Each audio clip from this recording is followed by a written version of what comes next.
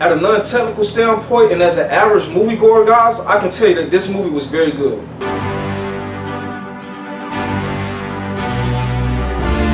Hey, what's up guys, it's Jakino Nerdy Python coming at you with yet another movie review.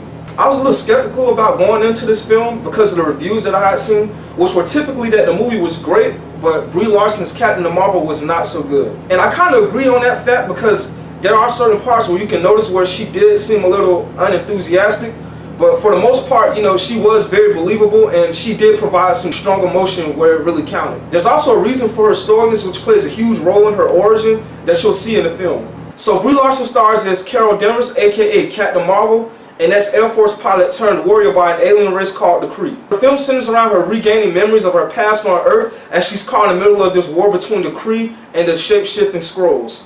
There's many great things about this film which far eclipse the bad, which were really just a few things here and there.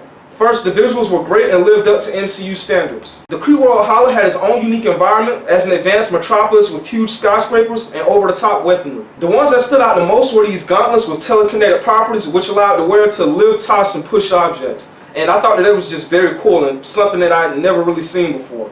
And all the energy projection looked very cool and were very bright and colorful. Next, all of the main and supporting characters felt relevant, namely Samuel L. Jackson as young Nick Fury and Ben Mendelsohn as the main villain Talos. Samuel L. Jackson as young Nick Fury was the best. He's the same old headstrong, determined, and confident Fury that we already know, but just has a lot more depth here. And his chemistry with Brie Larson was amazing and comical, and we get a legit sense of friendship between the two of them. Ben Mendelsohn as the Skrull leader Talos was also great. He was sharp and conniving but had a depth about him that kind of made you sympathize with him. Also, LaShonda Lynch as Maria, Carol's best friend, was very likable. She was very strong and encouraging to Carol, and you really buy that she really cared for her. Jude Law played young Rog, the commander of Star Force and also Carol's mentor. He was the typical voice of guidance for her, but also had dark motives. Last we have Annette Bening as the Supreme Intelligence, who's like a collective of the greatest Kree minds and also the leader of the Kree world. She's also a huge part in the origin of Captain Marvel in this film.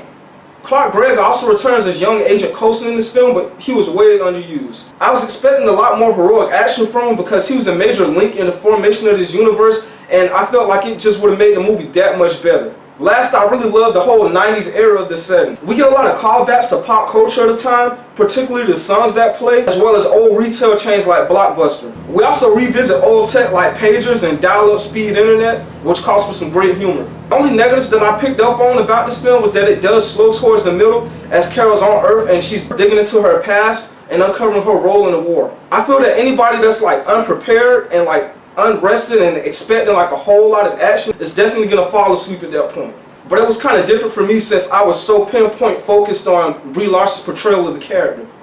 Also, anybody expecting a lot of Coulson screen time in this film is going to be disappointed because like I stated above, he's very underused in this movie. Overall guys, I really enjoyed this movie and I felt that Brie Larson brought Captain Marvel to life and she's only going to get better and better as, you know, she plays the character more. I'm going to give this film a 4 out of 5 snake eggs. I highly recommend it for average moviegoers and MCU fans. Those are my thoughts on Captain Marvel, one of my most anticipated films for the year. I hope you guys enjoyed my review. If you did, you know what to do. Like, comment, and subscribe. And if you're new to the channel, make sure you tap that bell for notifications. There's also links to my social media posted down in the description below. And as always, Nerdy Python is out of here.